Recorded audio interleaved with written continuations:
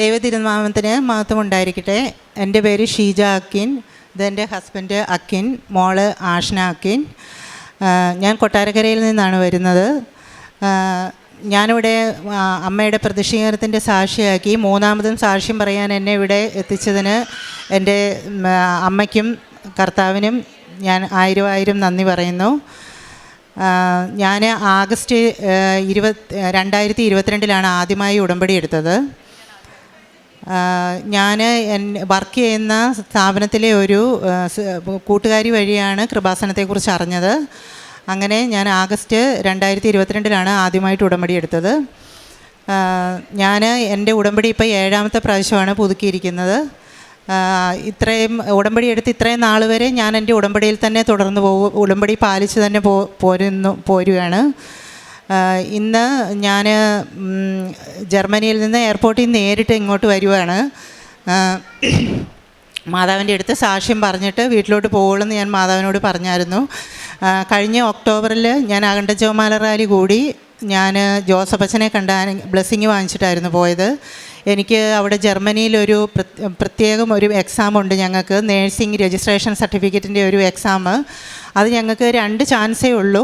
അപ്പം 2ാമത്തെ പ്രാവശ്യവും കിട്ടിയില്ലെങ്കിൽ നമുക്കവിടെ ജോലി ചെയ്യാൻ പറ്റില്ല, തിരിച്ചു പോരണമെന്നാണ്.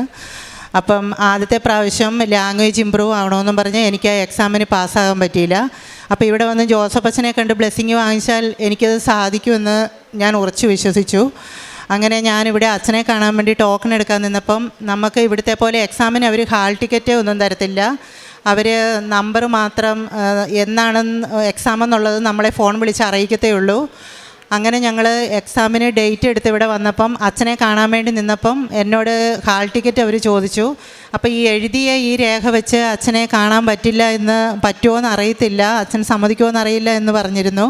അപ്പം ഞാനിവിടെ ഒന്ന് വിശ്വാസ പ്രമാണം ചൊല്ലി ഇങ്ങനെ പ്രാർത്ഥിച്ചുകൊണ്ടിരുന്നു. അമ്മയെ മാതാവിനെ അറിയാമല്ലോ, എൻ്റെ കയ്യിൽ വേറെ രേഖയൊന്നുമില്ല എന്നും പറഞ്ഞ് ഞാനിവിടെ ഒന്ന് പ്രാർത്ഥിച്ചു. പക്ഷേ അച്ഛൻ്റെ അടുത്ത് കാണാൻ വന്നപ്പോൾ അച്ഛൻ എന്നോട് ചോദിക്കുക പോലും ചെയ്യാതെ അച്ഛൻ എന്നെ പ്രത്യേകമായി ബ്ലെസ് ചെയ്ത് കാശുരൂപം തന്നുവിട്ട് പോയി രക്ഷപ്പെടുക എന്ന് പറഞ്ഞു. അതുതന്നെ എനിക്ക് ഉറച്ച വിശ്വാസമായിരുന്നു അത് മാതാവിൻ്റെ സാന്നിധ്യമാണെന്ന്. അങ്ങനെ ഞാൻ ഉടമ്പടിയിൽ വെച്ചപ്പം ഞാൻ മാതാവിനോട് പറഞ്ഞായിരുന്നു എനിക്ക് ജനുവരിയിൽ എക്സാം എന്ന് പറഞ്ഞു. അപ്പോൾ സാധാരണഗതിയിൽ അവിടെ ക്രിസ്മസിൻ്റെ ആഘോഷങ്ങളൊക്കെ തീരണമെങ്കിൽ ജനുവരി ലാസ്റ്റൊക്കെ ആവും. അപ്പം എൻ്റെ തീർത്ഥാടന ഉടമ്പടി എടുത്തത് ഒക്ടോബർ 19 എടുത്തത് ജനുവരി 19 തീരുന്നതുകൊണ്ട് അതിന് മുമ്പ് മാതാവ് തന്നെ എനിക്കൊരു ഡേറ്റ് തരണമെന്ന് ഞാൻ മാതാവിനോട് പ്രാർത്ഥിച്ചായിരുന്നു. അങ്ങനെ ഞാൻ ഉടമ്പടിയിൽ വെച്ചിട്ട് ഇവിടുന്ന് ഞാൻ പോയി ഒരാഴ്ച ആകുന്നതിന് മുമ്പ് അവിടുന്ന് എൻ്റെ ഫ്രണ്ട് വിളിച്ചു പറഞ്ഞു എനിക്ക് ജനുവരി 16 എക്സാമിന് ഡേറ്റ് കിട്ടിയെന്ന്. അപ്പം തന്നെ എനിക്ക് ബോധ്യമായി മാതാവ് ഇടപെട്ടു എന്നുള്ളത്. അങ്ങനെ എക്സാം ഭയങ്കര ടഫായിരുന്നു.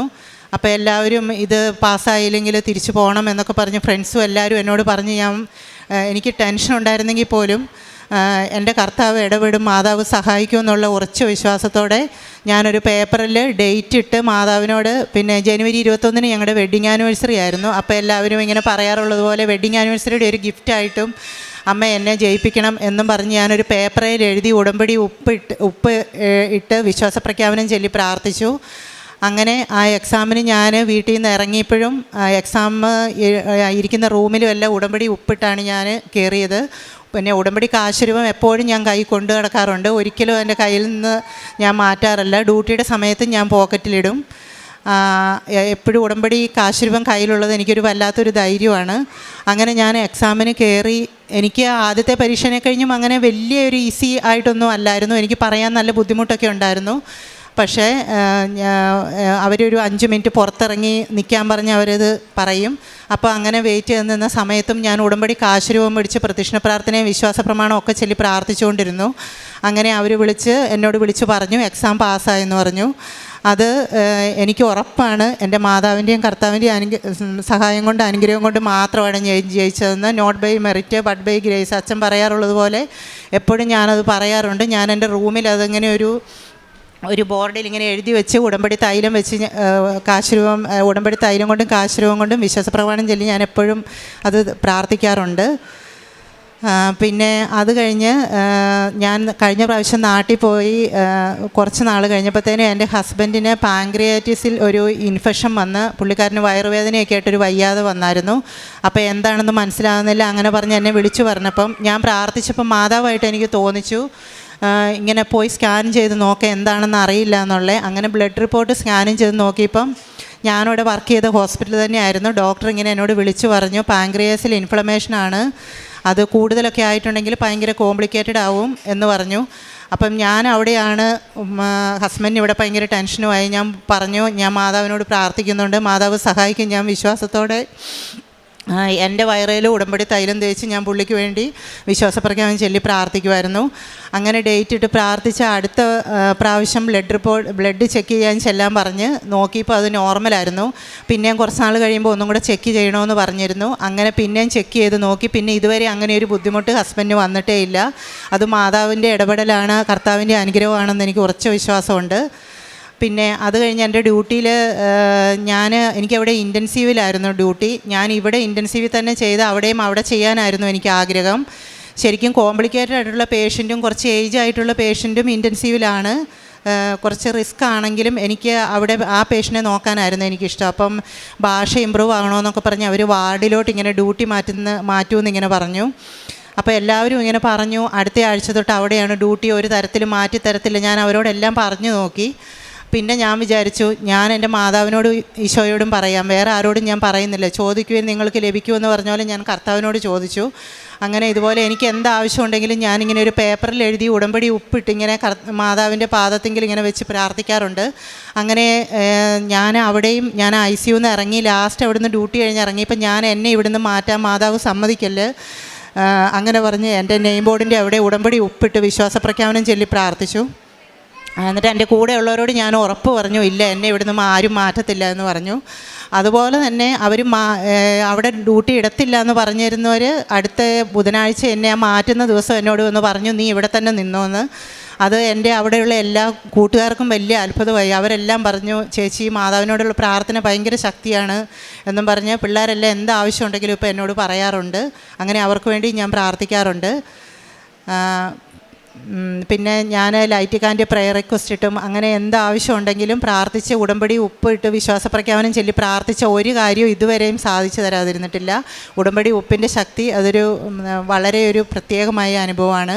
പിന്നെ ഞാൻ എൻ്റെ റൂമിൽ മാതാവിനോടും ഈശോയോടും എപ്പോഴും തന്നെ വർത്തമാനം പറഞ്ഞാൽ ഒരു പ്രത്യേക ഒരു കമ്മ്യൂണിക്കേഷനുണ്ട്. എന്ത് വിഷമത്തിൽ ഞാൻ എപ്പം ബൈബിൾ എടുത്ത് പ്രാർത്ഥിച്ചാലും അതിനൊരു മറുപടി തരുന്നത് പോലെ എനിക്ക് തരാറുണ്ട്. സങ്കീർത്തനം 118 പറയുന്നത്, നിൻ്റെ ദൈവമായ കർത്താവ് നിൻ്റെ പക്ഷത്തുണ്ട്, ഞാൻ പേടിക്കുകയില്ല, മനുഷ്യൻ എന്നോട് എന്ത് ചെയ്യാൻ. എപ്പോഴും ഞാൻ ആ വചനം എടുത്ത് വായിക്കും. പിന്നെ ആവർത്തന പുസ്തകത്തിൽ ഞാനിങ്ങനെ ഒരു ദിവസം വിഷമിച്ചിങ്ങനെ ഇരുന്നപ്പം എനിക്ക് കിട്ടിയ വചനമാണ് ആവർത്തന പുസ്തകം 20. മിസ്രയീം ദേശത്ത് നിന്നെ കൊണ്ടുവന്ന ദൈവമായ യഹോവ നിന്നോട് കൂടെയുണ്ട്, നീ ശത്രുക്കളെയും രഥങ്ങളെയും നിന്നിലധികം ജനത്തെയും കണ്ട് പേടിക്കരുത്, ദൈവമായ കർത്താവ് നിനക്ക് വേണ്ടി പൊരുതിക്കൊള്ളും. എന്ത് ബുദ്ധിമുട്ട് വന്നാലും ഞാൻ എപ്പോഴും മനസ്സിലിത് ഓർക്കാറുണ്ട്. എന്നാലും എനിക്കൊരു പ്രത്യേക ധൈര്യം കിട്ടാറുണ്ട്. പിന്നെ കാരുണ്യപ്രവൃത്തി എന്ന് പറയാൻ ഞാനിവിടെ വന്ന് പത്രം വാങ്ങിക്കുമ്പോഴെല്ലാം എപ്പോഴും തന്നെ ഞാൻ ഗവൺമെൻറ് ഹോസ്പിറ്റലിൽ പോയി പേഷ്യനെ കണ്ട് പത്രം കൊടുക്കാറുണ്ട്. അപ്പം കഴിഞ്ഞ പ്രാവശ്യം ഒക്ടോബറിൽ വന്ന് ഞാനങ്ങനെ പത്രം കൊടുത്തപ്പം ഞാൻ ഗവൺമെൻറ് ഹോസ്പിറ്റലിൽ അവർക്കൊരു സാമ്പത്തിക സഹായമായിട്ടും പത്രവും ഞാൻ കൊടുക്കാമെന്ന് വിചാരിച്ച് പോയതാണ്. അപ്പം അന്ന് ഭയങ്കര മഴയായിരുന്നു. മഴ കണ്ടപ്പോൾ എനിക്ക് ടോക്കൺ ഇല്ലാതെ കയറ്റി വിടത്തില്ലെന്ന് പറഞ്ഞപ്പോൾ ഞാൻ വിചാരിച്ചു അവിടെ കുറേ ആൾക്കാരുണ്ട്, അവർക്ക് കൊടുത്തിട്ട് പോരാമെന്ന് വിചാരിച്ചു. പക്ഷേ മാതാവ് ഈശോയും എൻ്റെ മനസ്സിലിങ്ങനെ തോന്നിപ്പിക്കുവാണ്, വാർഡിൽ ആ ഗവൺമെൻറ് ഹോസ്പിറ്റലിൽ തന്നെ പേഷ്യൻ്റെ അടുത്ത് തന്നെ പോയി കാണണമെന്ന്. അങ്ങനെ ഞാൻ വാർഡിൽ ചെന്നപ്പോൾ അവിടെ തീരെ വയ്യാതെയുള്ള കുറേ പേഷ്യൻ്റ് ഉണ്ടായിരുന്നു.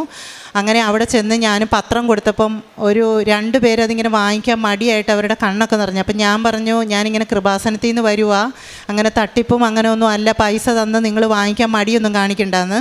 അപ്പോൾ അവർ കരഞ്ഞുകൊണ്ട് എന്നോട് പറയുക, ഞങ്ങൾക്ക് തോന്നുന്നു മോളെ ദൈവമായിട്ട് ഇങ്ങോട്ട് വിട്ടതാണ്. അവരാണെങ്കിൽ സ്കാനിങ്ങിന് പോകാൻ വേണ്ടി പൈസ ഇല്ലാതെ അവരൊരു 750 രൂപ എവിടെ നിന്ന് ഉണ്ടാക്കുമെന്ന് വിചാരിച്ച് അവരിങ്ങനെ വിഷമിച്ചിരിക്കുമായിരുന്നു എന്ന് പറഞ്ഞു. അങ്ങനെ വേറെ ഒരാൾ കൊച്ചിനെയും കൊണ്ട് ഡിസ്ചാർജ് ആയി പോകാൻ വേണ്ടി വണ്ടി പോലും പിടിക്കാൻ കാശില്ലാതെ അങ്ങനെ പറഞ്ഞ് ഞാൻ എപ്പം പത്രം കൊടുത്താലും എൻ്റെ അനുഭവങ്ങളെല്ലാം പറഞ്ഞിട്ടാണ് അവർക്ക് കൊടുക്കാറുള്ളത്. പിന്നെ ഞാൻ ജർമ്മനിയിലോട്ട് പോയപ്പം ജർമ്മൻ പത്രം വാങ്ങിച്ചുകൊണ്ട് അവിടുത്തെ പള്ളിയിൽ മാതാവിൻ്റെ കാശുരൂപവും ജർമ്മൻ പത്രവും എല്ലാം കൊടുത്ത് അവരോടും എനിക്ക് അറിയാവുന്ന ഭാഷയിൽ അവരോട് പറഞ്ഞു. പിന്നെ അവിടെയുള്ള എല്ലാ മലയാളി പിള്ളേർക്കും ഞാൻ പോകുമ്പോഴെല്ലാം പത്രം വാങ്ങിച്ചുകൊണ്ടേ കൊടുക്കുകയും അവർക്ക് വേണ്ടി എല്ലാം പ്രത്യേകം പ്രാർത്ഥിക്കാറുമുണ്ട്. അവിടെ എന്നെക്കൊണ്ട് പറ്റുന്നവരോടെല്ലാം ഞാൻ കൃപാസനത്തെക്കുറിച്ച് പറയുകയും മാതാവിനോട് ഉള്ള ജപമാലയുടെ ശക്തിയെല്ലാം പറയാറുമുണ്ട്. പിന്നെ പ്രേക്ഷിത പ്രവർത്തനം പത്രം കൊടുക്കാറുണ്ട്. അതുകൂടാതെ ജോസഫച്ചൻ്റെ ഉടമ്പടി ധ്യാനം ഞാൻ ഇതുവരെ ഒരു ഉടമ്പടി ധ്യാനം പോലും ഞാൻ ചൊവ്വാഴ്ചത്തെ മുടക്കിയിട്ടില്ല. ഇത്രയും നാളുകൊണ്ട് എനിക്ക് ചൊവ്വാഴ്ച കൂടാൻ പറ്റിയില്ലെങ്കിൽ ഞാൻ ആ ആഴ്ച ഏതെങ്കിലും ദിവസം അത് കൂടും. പിന്നെ ഡെയിലി ബ്രെഡ് എല്ലാ ആഴ്ചയും രാവിലെ ഡെയിലി ബ്രെഡ് കൂടും. ഞാൻ യൂട്യൂബിൽ വേറെ ഒരു കാര്യങ്ങളും തന്നെ കേൾക്കാറില്ല. സ്ഥിരമായിട്ട് സാക്ഷ്യം കാണുകയും ഇവിടെ ജീവവചസ്സുകൾ ജോമോൾ സിസ്റ്ററിൻ്റെ വചന ശുശ്രൂഷ, വിജയകുമാർ ബ്രദറിൻ്റെ, അങ്ങനെ എല്ലാ പ്രാർത്ഥനകളും ഞാൻ തന്നെ റൂമിലുള്ളൂ. അപ്പോൾ എനിക്കത് ഒച്ചത്തി വെച്ച് കേട്ടോണ്ട് ഞാനിങ്ങനെ ജോലി ചെയ്യുന്നതിൻ്റെ ഇടയ്ക്കുമൊക്കെ ഇങ്ങനെ മാതാവിനോടും ഈശോയോടും വർത്താനം പറഞ്ഞ് ഇങ്ങനെ തന്നെയാണ് ഇത്. അതുപോലെ കാരുണ്യപ്രവൃത്തി, എൻ്റെ ഒരു ഫ്രണ്ട് ഒരു ചേച്ചിയുണ്ട്. ആ ചേച്ചിക്ക് സാമ്പത്തികമായിട്ട് ഇച്ചിരി ബുദ്ധിമുട്ടൊക്കെ ഉള്ളതാണ്. അപ്പം ഞാൻ ആ കൊച്ചിന് മോടെ നേഴ്സിംഗ് പഠിക്കാൻ വേണ്ടിയൊക്കെ പറയുമ്പോഴെല്ലാം അങ്ങനെ എന്നെക്കൊണ്ട് പറ്റുന്ന പോലെ സഹായം ചെയ്യാറുണ്ട്. പിന്നെ ആര് സഹായം ചോദിച്ചാലും എന്നെക്കൊണ്ട് പറ്റുന്ന പോലെ ചെയ്യാറുണ്ട്. പിന്നെ എനിക്ക് എൻ്റെ ഈ എക്സാം കഴിഞ്ഞിട്ട് എനിക്ക് സർട്ടിഫിക്കറ്റ് കിട്ടാനുണ്ടായിരുന്നു. സർട്ടിഫിക്കറ്റ് അവർ തരും. അപ്പം അതിൻ്റെ രജിസ്ട്രേഷൻ സർട്ടിഫിക്കറ്റ് കിട്ടണമെങ്കിൽ എല്ലാവരും പറഞ്ഞു കുറഞ്ഞത് 1 മാസമെങ്കിലും അല്ലെങ്കിൽ 3 മാസം കൊണ്ടാണ് എല്ലാവർക്കും കിട്ടിയെന്ന് പറഞ്ഞു. അപ്പം ഞാൻ അതും ഇതുപോലെ ഉടമ്പടി ഉപ്പിട്ട് വിശ്വാസപ്രഖ്യാപനം ചൊല്ലി പ്രാർത്ഥിച്ച് ഞാനതിന് ആപ്ലിക്കേഷൻ അവർക്ക് കൊടുത്തു കഴിഞ്ഞിട്ട് ഞാൻ വീട്ടിൽ പോരുന്നതിന് മുമ്പ് അമ്മ എനിക്ക് ആ സർട്ടിഫിക്കറ്റും കൂടെ തരണം, ഞാനിവിടെ വരുമ്പോൾ അത് പ്രത്യേക സാക്ഷ്യം പറഞ്ഞേക്കാമെന്ന് പറഞ്ഞു. അങ്ങനെ സമയച്ചുരുക്കത്തിൻ്റെ അമ്മ അതെനിക്ക് 3 ആഴ്ച കൊണ്ട് ഞാൻ ഇങ്ങോട്ട് വരുന്നതിന് മുമ്പ് തന്നെ എനിക്ക് ആ സർട്ടിഫിക്കറ്റും തന്നു. അതുണ്ടെങ്കിൽ ഞങ്ങൾക്ക് ഫാമിലി വിസയ്ക്ക് അങ്ങനെയൊക്കെ വെക്കാൻ പറ്റത്തുള്ളൂ. അങ്ങനെ ഇനി ബാക്കിയുള്ള പേപ്പർ വർക്ക് എല്ലാം ചെയ്യണമെന്ന് ഞാൻ മാതാവിനോട് പ്രത്യേകം പ്രാർത്ഥിക്കുന്നുണ്ട്. പിന്നെ അവിടെ ജർമ്മൻ കുർബാനയാണ് എങ്കിലും ഞാൻ എന്നെക്കൊണ്ട് പറ്റുമ്പോഴെല്ലാം പള്ളിയിൽ പോവുകയും അവിടുത്തെ പള്ളികളിലാണെങ്കിലും അവർക്ക് ഇങ്ങനെ നമ്മൾ ദൈവികപരമായിട്ടുള്ള എല്ലാ മീറ്റിങ്ങുകൾ, കാര്യങ്ങൾ, അങ്ങനെയുള്ള പ്രസംഗങ്ങൾ എല്ലാ ശുശ്രൂഷയ്ക്കും പോകുന്നതെല്ലാം അവർക്ക് നമുക്ക് താല്പര്യമുണ്ടെങ്കിൽ അവർ നമ്മളെ കൊണ്ടുപോവുകയും അങ്ങനെ ഭയങ്കര ഇതാണ്. അപ്പം പള്ളിയായിട്ട് അവിടെയും ഞാൻ എല്ലാവരുമായിട്ടും ഭയങ്കര ഇതും പ്രാർത്ഥനയും അങ്ങനെ എന്നെക്കൊണ്ട് പറ്റുന്ന പോലെ എല്ലാത്തിനും പോകാറുണ്ട്. പിന്നെ ജപമാല ഞാൻ ഒരു ദിവസം പോലും ഞാൻ ജപമാല മുടക്കാറില്ല. പിന്നെ ആഴ്ചയിൽ എനിക്ക് 2 ദിവസം ലീവ് കിട്ടും. ആഴ്ചയിൽ ഒരു 2 ദിവസമെങ്കിലും ലീവ് കിട്ടാറുണ്ട്. അപ്പോൾ അതിൽ ഒരു ദിവസം ഞാൻ തന്നെ 1000 മണി ജപമാല ഞാൻ രാവിലെ വെളുപ്പിന് ഡെയിലി അച്ഛൻ്റെ ഡെയിലി ബ്രെഡ് കഴിഞ്ഞ് അങ്ങനത്തെ ജപമാല ഞാൻ തന്നെ ഇരുന്ന് 1000 മണി ജപമാല ചൊല്ലി ലോക സമാധാനത്തിന് വേണ്ടി, മറ്റുള്ളവർക്ക് വേണ്ടി, എല്ലാത്തിനും വേണ്ടി കാഴ്ചവെച്ച് പ്രാർത്ഥിക്കാറുണ്ട്. അങ്ങനെ എപ്പോഴും സമയച്ചുരുക്കത്തിൻ്റെ അമ്മ എല്ലാ കാര്യങ്ങളും എനിക്ക് not by merit but by grace എൻ്റെ മാതാവിൻ്റെ സഹായത്തിലൂടെ കർത്താവ് എനിക്ക് മാതാവിൻ്റെ മാധ്യസ്ഥം വഴി സാധിച്ചു തന്നതാണ്. എല്ലാം ഞാൻ എപ്പോഴും അപ്പ അമ്മയെന്ന് വിളിച്ച് നമ്മുടെ മാതാപിതാക്കളോട് പറയുന്ന പോലെ എപ്പോഴും ഞാൻ എല്ലാ കാര്യങ്ങളും പറഞ്ഞ് അങ്ങനെ ജീവിതം മുന്നോട്ട് കൊണ്ടുപോകുന്നുണ്ട്. എനിക്ക് ഒരു കാര്യത്തെക്കുറിച്ച് ഓർത്തും അതുകൊണ്ട് ആകുലതയോ അങ്ങനെയൊന്നും ഇല്ല. ഇനിയും പ്രത്യേകിച്ച് എനിക്ക് നിയോഗങ്ങളൊന്നും ഇല്ലെങ്കിൽ കൂടെയും നിയോഗങ്ങളില്ലെങ്കിലും എൻ്റെ എല്ലാ കാര്യവും സാധിച്ചു തന്ന് എനിക്ക് പ്രത്യേകിച്ച് ആവശ്യങ്ങളില്ലെങ്കിൽ എന്തായാലും ഞാൻ മരണം വരെ ഉടമ്പടിയിൽ തന്നെ ആകുമെന്ന്, ഉടമ്പടിയിൽ തന്നെ ജീവിക്കുമെന്ന് ഞാൻ എൻ്റെ മാതാവിനും ഈശോയ്ക്കും വാക്ക് തന്നുകൊണ്ട് ഒരിക്കൽ കൂടി എല്ലാ അനുഗ്രഹങ്ങൾക്കും നന്ദി പറഞ്ഞുകൊണ്ട് ഞാൻ സാക്ഷ്യം നിർത്തുന്നു. അപ്പോൾ തങ്ങളുടെ കഷ്ടതയിൽ അവർ കർത്താവിനോട് നിലവിളിച്ചു അപേക്ഷിച്ചു. അവിടുന്ന് അവരെ ഞെരുക്കങ്ങളിൽ നിന്ന് രക്ഷിച്ചു. കഷ്ടതയിൽ ദൈവത്തെ വിളിക്കാൻ ഉടമ്പടി ഒരു വഴിയാണ്. ദൈവത്തിൻ്റെ ഇടപെടൽ ചിലപ്പോൾ ഉടമ്പടിയിൽ ഉടനടിയാവാം. ചിലപ്പോൾ നമ്മൾ വിളിക്കുമ്പോൾ നമുക്ക് താങ്ങാനാവാത്ത പ്രശ്നങ്ങളാണെങ്കിൽ ഒരുപക്ഷെ നമുക്ക് ശക്തി നൽകാം. ചിലപ്പോൾ പുതിയ വഴികളായിരിക്കും നമുക്ക് തുറന്നു തരുന്നത്. എല്ലാ പ്രശ്നങ്ങളുടെ നടുവിലും നിലകൊള്ളാനുള്ളൊരു ശക്തിയാണ് ഉടമ്പടി മക്കൾക്കുള്ളത്. പ്രാർത്ഥനയാണ് ആ വഴിയിലേക്കുള്ള വാതിൽ. ദൈവത്തിൻ്റെ കരുണ നമ്മുടെ യോഗ്യതയെ ആശ്രയിച്ചല്ല, പക്ഷേ നമ്മുടെ വിളിയെ ആശ്രയിച്ചാണ്. ഉടമ്പടി മക്കളുടെ ഒരു ദൈവവിളിയാണ്, ഒരു തിരഞ്ഞെടുക്കലാണ്. നാം ഇവിടെ വന്നിരുന്നെങ്കിൽ, ഇന്നിവിടെ വന്നെങ്കിൽ, പരിശുദ്ധാമ്മ പ്രത്യക്ഷപ്പെട്ട ഈ ആലയത്തിൽ വന്നെങ്കിൽ ഇതൊരു വിളിയാണ്. ഈശോയും അമ്മയും അറിയാതെ ഇവിടെ ആരും വരാറില്ല. നാം ഇവിടെ വന്നെങ്കിൽ നമ്മളെ കൊണ്ടുവന്നതാണ്. നാം തളരുമ്പോഴും ദൈവത്തിങ്കിലേക്ക് തിരിയുമ്പോഴും ദൈവം ഉടനെ പ്രതികരിക്കുന്ന ഒരു രക്ഷകനായ ദൈവമാണ്. നമ്മെ സംരക്ഷിക്കുന്ന ഒരമ്മയാണ് ഈ ആലയത്തിലുള്ളത്, കൃപാസനം അമ്മ. ഒരുപക്ഷെ നാം പലപ്പോഴും പല ബുദ്ധിമുട്ടുകളിലാവാം. രോഗാവസ്ഥയിലോ, വേദനയിലോ, കടബാധ്യതയിലോ, സാമ്പത്തിക ബുദ്ധിമുട്ടുകളിലോ, ബന്ധങ്ങളിലെ തകർച്ചകളിലോ ആവാം. നമ്മൾ ശ്രമിച്ചിട്ടും മുന്നോട്ട് എങ്ങനെ പോകും എന്ന ഒരു വിചാരത്തിലാവാം. വചനം പറയുന്നത്, നിൻ്റെ കഷ്ടതയിൽ കർത്താവിനെ വിളിക്കൂ, നീ തകർന്നിരിക്കുമ്പോഴും ദൈവത്തിൻ്റെ കരുണ പ്രവർത്തിക്കുന്നു എന്നാണ്. ജീവിതത്തിലെ ഏത് കഷ്ടതയായാലും വിശ്വാസത്തോടെ കർത്താവിനെ വിളിക്കുവാൻ ദൈവം നമ്മെ അനുഗ്രഹിക്കട്ടെ എന്ന് നമുക്ക് പ്രാർത്ഥിക്കാം. ദൈവത്തിൻ്റെ കരുണയും സ്നേഹവും അടുത്തറിഞ്ഞ ഷീജയും കുടുംബത്തിൻ്റെയും ഒരു വലിയ ദൈവസാക്ഷ്യമാണ്, അനുഭവ സാക്ഷ്യമാണ്, പ്രത്യക്ഷീകരണത്തിൻ്റെ സാക്ഷ്യമാണ് നാം ഇപ്പോൾ ശ്രവിച്ചത്. ഈശോയുടെ അമ്മയോടും ചേർന്ന് നിൽക്കുമ്പോൾ നമ്മുടെ ജീവിതത്തിൽ ഓരോ കാര്യങ്ങളും ഏറ്റെടുത്ത് നടത്തുന്ന ഒരു ഈശോയും അമ്മയാണ് നാം കാണുന്നത്. കാരുണ്യ പ്രവൃത്തികളും ഈ മക്കൾ മറന്നില്ല. ആവശ്യമുള്ള ദോസ് ആർ ഇൻ നീഡ്, ആവശ്യമുള്ള മക്കൾക്ക് വേണ്ടിയിട്ടാണ് ഈ മക്കളെ സഹായിച്ചത്. നമ്മൾ കേട്ടു ആ സഹായം കൊടുത്ത ആ സഹോദരൻ്റെ വാക്കുകൾ. ഓരോരുത്തരും നമ്മളറിയാതെ പോകുന്ന സങ്കടങ്ങൾ ഒരുപക്ഷെ പരിശുദ്ധമ്മ നമ്മളോട് പറയും, അവരിലേക്ക് പോകൂ, അവിടെ കൊണ്ടുപോയി കൊടുക്കൂ എന്നൊക്കെ. അത് ഈശോയുടെ അമ്മയോടും ചേർന്ന് നിൽക്കുമ്പോൾ അമ്മയുടെ ആ സ്വരശ്രവിക്കാനുള്ള ഒരു അനുഗ്രഹമാണ് ഇവർക്ക് കിട്ടിയത്. അങ്ങനെയാണ് ആവശ്യമുള്ള നീടിയ ആൾക്കാർക്ക് വേണ്ടിയിട്ടാണ് കൊടുത്തത്. അങ്ങനെ എത്രയോ പേരെ കണ്ണുനീരൊപ്പുവാൻ നമുക്ക് സാധിക്കുന്നുണ്ട് ഉടമ്പടിയിലൂടെ. നമ്മുടെ കഷ്ടതകൾ മാത്രമല്ല, മറ്റുള്ളവരുടെ കഷ്ടതകളും നമ്മുടെ കാരുണ്യ പ്രവർത്തികളിലൂടെയാണ് അവരുടെ കണ്ണീരൊപ്പുവാനും ഈശോ അമ്മയെ നമ്മെ അനുഗ്രഹിക്കുന്നത്. തങ്ങളുടെ കഷ്ടതയിൽ അവർ കർത്താവിനോട് നിലവിളിച്ചപേക്ഷിച്ചു. അവിടുന്ന് അവരെ ഞെരുക്കങ്ങളിൽ നിന്ന് രക്ഷിച്ചു. ഞെരുക്കങ്ങളിൽ നിന്ന് രക്ഷിക്കുന്ന ഒരു കർത്താവിൻ്റെ സാക്ഷ്യമാണ്, ഒരു ദൈവത്തിൻ്റെ സാക്ഷ്യമാണ് ഈ മക്കളുടെ സാക്ഷ്യത്തിൽ നമുക്ക് മനസ്സിലാകുന്നത്. ജീവിതത്തിലെ ഏത് കഷ്ടതയായാലും വിശ്വാസത്തോടെ നമുക്കും നമ്മുടെ കർത്താവിനെ വിളിക്കാം. ഈശോയെ അമ്മയും നമ്മെ രക്ഷിക്കുമെന്ന് പൂർണ്ണമായും വിശ്വസിക്കാം. കൃപാസന മാതാവിൻ്റെ മധ്യസ്ഥ വഴി നമ്മുടെ എല്ലാ കഷ്ടതകളും ദൈവത്തിൻ്റെ രക്ഷാനുഭവമായി ചേർത്ത് നിർത്തി നമ്മുടെ ഉടമ്പടി ജീവിതം കൂടുതൽ തീഷ്ണതയോടെ, കൂടുതൽ വിശ്വസ്തയോടെ മുന്നോട്ട് നയിക്കാം. ഷീജയ്ക്കും കുടുംബത്തിന് ലഭിച്ച എല്ലാ അനുഗ്രഹങ്ങൾക്കും, പ്രത്യേകിച്ചും ഇന്ന് തന്നെ അവരുടെ ആ വാക്ക് പാലിച്ചത്, ഇന്ന് ജർമ്മനിയിൽ നിന്ന് വന്നത് നേരെ പരിശുദ്ധ അമ്മയുടെ അരികിലേക്കാണ്, സ്വന്തം വീട്ടിലേക്കല്ല, കൃപാസനം അമ്മയുടെ പരിശുദ്ധ അമ്മയുടെ സന്നിധിയിൽ വന്ന് നന്ദി പറയുവാനായിട്ടാണ്. അതും ദൈവത്തിൻ്റെ ഒരു വലിയൊരു അനുഗ്രഹമാണ്. അത് നമ്മുടെ സ്നേഹപ്രകടനമാണ്, നമുക്ക് അമ്മയോടുള്ള സ്നേഹമാണ്. ഈ മക്കൾ കാണിച്ച ഈ സ്നേഹത്തിനും നമുക്ക് കരങ്ങളടിച്ച് ദൈവത്തെ മഹത്വപ്പെടുത്താം. യേശുവേ നന്ദി, യേശുവേ സ്തുതി, ആവേ മരിയ. അത്യപൂർവ ദൈവാനുഭവങ്ങൾ ഇനി നിങ്ങൾക്കും സ്വന്തം. ഈ യൂട്യൂബ് ചാനൽ ഇതുവരെ സബ്സ്ക്രൈബ് ചെയ്തിട്ടില്ലെങ്കിൽ ഇപ്പോൾ തന്നെ സബ്സ്ക്രൈബ് ചെയ്യുക. ഈ വീഡിയോ ഇപ്പോൾ തന്നെ നിങ്ങളുടെ സുഹൃത്തുക്കൾക്ക് ഷെയർ ചെയ്തുകൊണ്ട് കർത്താവിൻ്റെ പ്രേക്ഷിതരാകുക.